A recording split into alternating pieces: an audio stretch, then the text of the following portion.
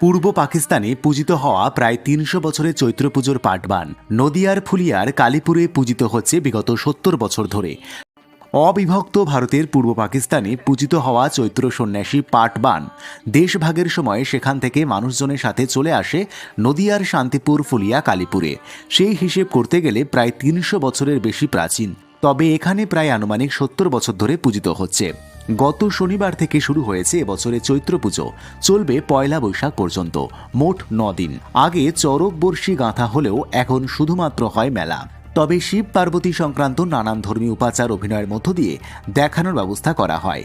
আজ শনিবার সন্ন্যাসীর শেষ কামান, আগামীকাল অধিবাস, তারপরের দিন নীল পুজো, এরপরই রবিবার পয়লা বৈশাখের মেলা। এভাবেই চৈত্র পুজো বিগত ৭০ বছর ধরে হয়ে আসছে নদিয়ার শান্তিপুর বেলঘড়িয়া ২ নম্বর পঞ্চায়েতের কালীপুর বারোয়ারি এলাকায়। উদ্যোক্তারা জানাচ্ছেন, এবারেও প্রথম থেকে ৪০ জন এলাকাবাসীর মধ্য থেকে সন্ন্যাসী গ্রহণ করলেও মাঝপথে যোগ দিয়েছেন অনেক সংখ্যক। সংখ্যাটা প্রায় ৭০-এর কাছাকাছি।